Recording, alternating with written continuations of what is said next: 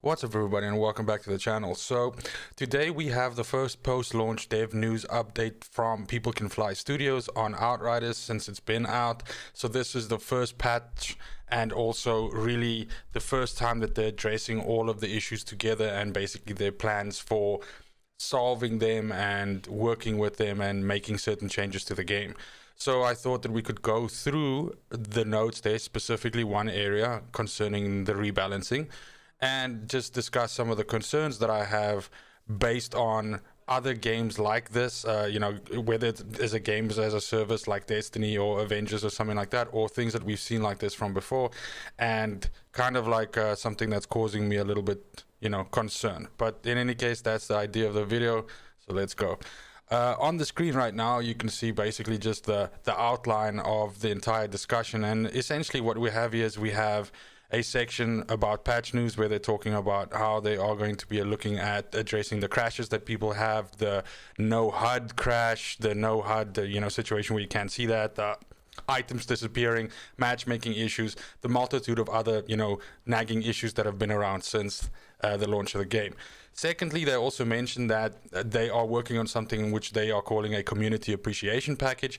Basically what this is that if you logged in during the launch weekend, which was the long weekend last weekend, or if you experienced the items disappearing bug or anything like that at any time since then, you are essentially eligible for this package. And what this package has in it is, on your highest level character, you will get a level appropriate legendary, you will get level appropriate amount of titanium, and you will basically get an emote. Which I think is a very nice gesture from their side. I do know that on Reddit and various other social platforms, people have been sort of asking for this and saying, because we suffered through this and all of that, that there should be something that we're getting for this basically. So I think it's a fantastic gesture from their side. They haven't said when they're going to do this, anything like that, and it's not confirmed that this is everything that's in the package, but it's something that's in the works and that it's coming. So I think that's really cool. Specifically, they also mentioned the inventory wipes and the restoration, and that just like they did with the demo where they had the restoration done on certain characters and items and things like that, that's being worked on as well. Now, the funny thing is this inventory disappearing bug actually happened to me on my Devastator, but just by logging out and logging back in, I was able to actually get my inventory back. So I guess I'm one of the lucky ones where some other people have unfortunately not been able to do that. And that's obviously then who's being targeted by this issue, or rather the restoration of this. The fourth part discusses rebalancing, so basically rebalancing certain skills and how they work in the game, and that's actually the focus point of this video, so we're going to get to that just now because that's the part that I really want to discuss. But then lastly, also the multiplayer stability and connection is something that they're really working on. I have to say that I waited a whole bunch of days until I tried the co-op of this game, and once I did, it actually caused me, like I said, the previous issue with my Devastator with the inventory disappearing, but I also had severe just instability in my game even afterwards when I was just playing in single player. So it definitely, there seems to be some kind of a problem, and my concern is that with the co-op, the interaction with other players, if there's something that another player, for instance, injects into the game and how that could potentially ruin, you. We've seen this in the past with certain games like this where, someone who has a hacked character or someone who has some kind of a, something running on the back end of their character can basically then affect you as well because you join the same game that they're in. So I don't know if something like that can happen here. It does kind of feel to me that that is what's happening when you have these situations where you join a co-op session and then your inventory gets wiped, or something like that, or suddenly your game basically starts crashing a whole bunch of times until you essentially leave the multiplayer game, restart your PC, try a bunch more times, and then somehow like your stability comes back a little bit. But in any case, this is something that's a high priority for them, and they are looking at that. So as I mentioned, what I then want to do is I want to specifically discuss the rebalancing portion, and that's on the screen here now. So there's two parts. Let's look at the first one first. So basically what they mention here is that they could do this rebalancing on the fly at any given time. It doesn't have to be a patch because they just change it in the background. And that the first and these items that I mentioned here now is the first batch of these changes that they're making, and so this is actually already happening right now. And as of me recording this video right now, this 15 to 20 minute patch window of this is actually running now. So this is happening right now as we speak. The first thing that we have here is we have that whether you're aware of this or not, but within the game you have the bounty hunts and you have the monster hunt quest, and that's 10 items each, so 10 guys that you have to go out and kill and 10 monsters you have to go out and kill. And once you do all 10 and you go and return them, then on the 10th monster and 10th bounty hunt that you return, and also, by the way, the historian, so the historian's 10 items as well. I apologize, I left that out. You get a legendary item. Now, what you can do is immediately after doing the 10th one, you can reset and then go do all 10 of those again and get another legendary. So you can keep doing this. But what has recently surfaced now as well is that there's actually a bug that you can do in co-op, where I don't know exactly how it works, because obviously I haven't tried it, but I have seen it, and I have seen it mentioned on Reddit, where by manipulating the co-op thing, what you can do is one of the players can basically get a legendary on every single turn in. So not just on the 10th one, but every single turn in of the 10. So every 10 monsters that you basically return back, you get 10 legendaries. So this particular area here specifically addresses this. Basically what they've gone and done now is that you don't get on, you know, successive completions of this, you don't get the legendary anymore. So that legendary is a once-off thing, and then it's done. So I understand why they do this, because of course, like this bug that I mentioned just now, that's just fucking terrible. And again, this actually, I want to mention at this time though, that something that's strange for me is this is a game that's single player and then it's co-op, but it's not co-op competitively against each other or anything like that. It's basically accomplishing something together to do that, and so there's no way that you can potentially grief someone else or ruin the multiplayer experience for someone else, unless the case of like you being super overpowered because all your items are legendaries and someone else who isn't, and then they don't like it because they can't keep up with you in terms of your damage or something like that. So I can't speak for that if that is a frustration for certain people, but that's the thing. Now they, again, further down you can see, and I do want to go through this a little bit faster, I don't want this to be like a fucking 50-minute video, but basically they adjusted this exploit, and they're also looking at certain monsters and who are too generous with their loot and they're too easy to kill, and so they're adjusting them to drop less loot. This is my first problem and the first thing that I want to question, and that is that surely wouldn't it make more sense to rather increase the difficulty of those monsters but don't actually change their loot? I mean, make it still worthwhile to kill them, but if they die too easily and the loot farm on them is too easy, then just make it harder to kill them. So adjust the monsters themselves. Don't nerf the loot experience. If I've spent 50, 60, 70 hours on my character, and so I have almost the best in slot in everything, and now I want to farm a certain monster, then you know, I should be able to do that. Because I'm not really hurting anybody by doing that. But now what they're doing is they're taking monsters who are easy to reach or very close to the start of the map when you zone in, and they're nerfing them because people are farming them too much. So it's a little bit against what originally People Can Fly Studios said when they said, look, they don't want people to abuse the game per se, but they want people to be able to do these, you know, crazy farms if they want to, and that kind of like is what this is. Any case, then we have some adjustments to expeditions where they're making the expeditions, the time to complete them, actually adjusting that because they feel like these expeditions were too easy.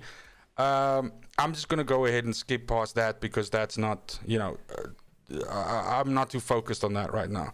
Then they have a crit rating damage multiplier that's adjusted on the tactical assault rifle, and they also have a critical rating damage multiplier adjusted on the marksman rifle. So for both of these, they've basically scaled them down, so they've made them deal less damage. So these are essentially nerfs to these weapons, and you're going to start noticing a trend now, and this is actually the part that I want to talk about. Next, there's the Massacre AP buff, which has been reduced to 3 seconds. So this is just also kind of like a nerf to that skill. Then we get to the elephant in the room, and the thing that, you know, a lot of people, I myself have published a build with a Technomancer, and I received a whole bunch of comments of people going like, yeah, it's fucking, you know, you're using blighted rounds, fucking that's the only build and everything like that. Fine. I different strokes for different oaks. Like I get it if you think that because you use something that is obviously like the best in slot, and so the game has no build variety and has no other way to build characters rather than to abuse these 3 round skills. I get that that's a problem. And I actually agree, because you can even me that's enjoying the fruits of that, and my character being quite powerful, and me being able to do challenge tier 15 and world tier 15 with no problem is I'm not going to do that for 400 hours. That also gets tiring at some point. But what's interesting to me here is 2 points. The first point being, what they are doing here, and I'm not going to read all of this to you, please go ahead and check it out yourself, but essentially they are nerfing these skills. They are reducing the benefits that you get in the Trickster's hero tree nodes that it benefits Twisted Rounds. They are also adjusting the Technomancer's nodes to basically make the damage against poison less as well, actually divide, basically by half less. So that's quite a strong nerf. And then on the Pyromancer, they're also, nerfing from 30% to 15%. So again, quite a strong nerf. My 2 issues that I have with this is, firstly, in the power fantasy of the game, I was under the impression that People Can Fly Studios wanted you to be able to build this godlike character, and to eventually get to the point where you just fucking wade through everything and kill everything when you put in the appropriate amount of time. And what they do is they address it here, and they say that basically these rounds abilities, specifically in the Technomancer, was just making it too easy for characters to just abuse the skill and already be like at a very high level. So again, I feel like in this case, there's 2 ways that you can adjust this, right? You can adjust it from this way, where you are actually nerfing the skills, or you can look at the more difficult way of doing it, but in the end, probably the better way, and that is to adjust the game. So to adjust the interaction with the monsters, and to adjust the monster health, and how much.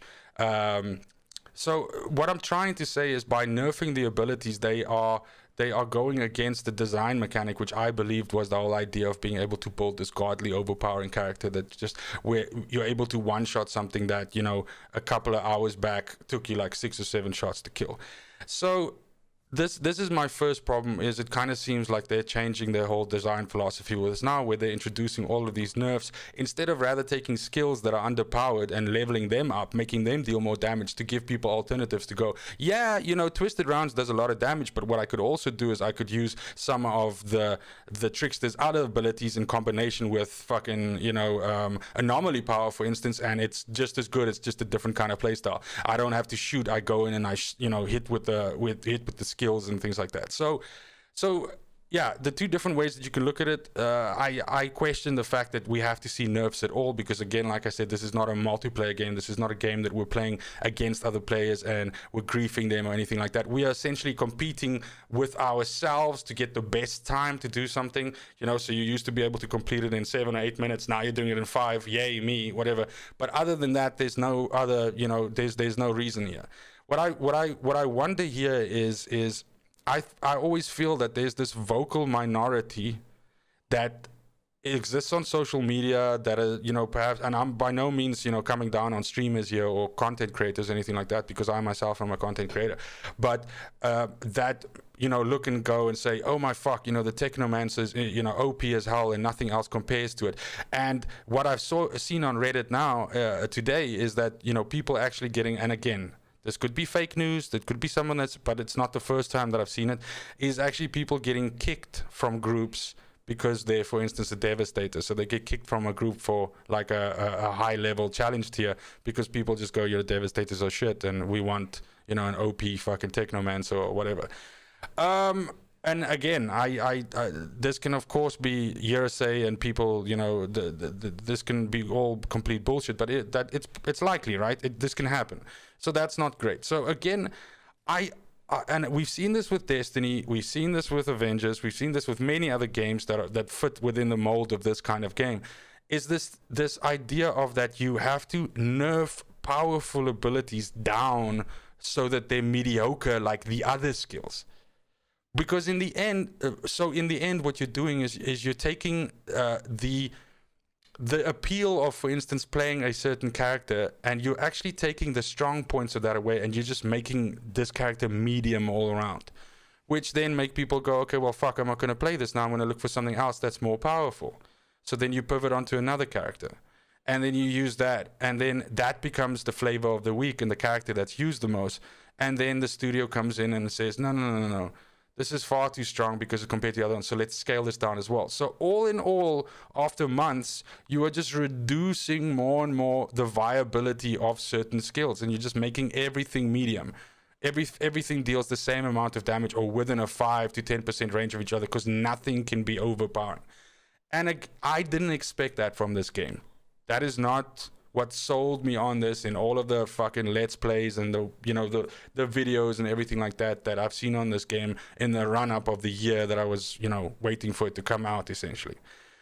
So that is the part that's of concern for me. That is the thing. I question the fact that they would nerf anything at all. It would make more sense to me to look at the skills which are not viable right now, the characters like the Devastator which are underperforming versus the other three, and increase their viability. Make skills deal more damage, improve the effect of anomaly power if somebody was to build in that direction.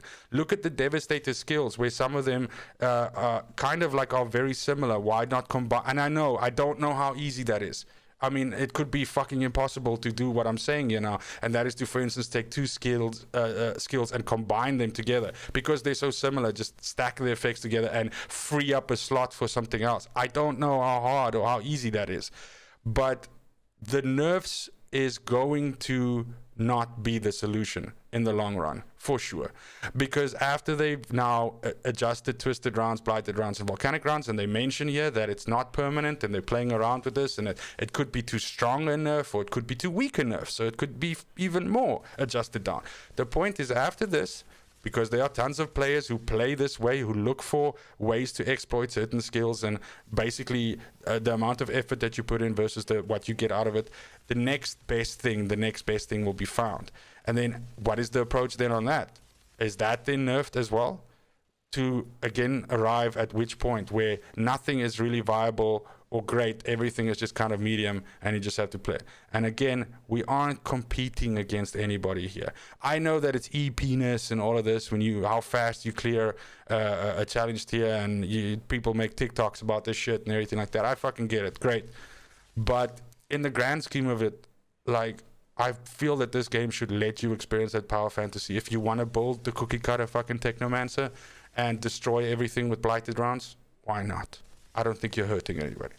Anyway, that's it for the video today. Let me know down in the comments below what you think about these patch notes, what you think about the nerfing, what you think about the current state of the game. Let me know if you've been able to play it as much as you want to, if you're still enjoying the game, things like that. And if you really enjoyed this content, go ahead and consider subscribing. I bring this and builds and let's plays and all this kind of content for Outriders, but also for gaming in general to the channel, so you'll definitely be able to find something that you like here. But in any case, thank you very much for sticking around, especially if you watched it all the way until the end. Have a great morning, have a great afternoon, have a great evening, wherever you are. And until next video, fucking cheers.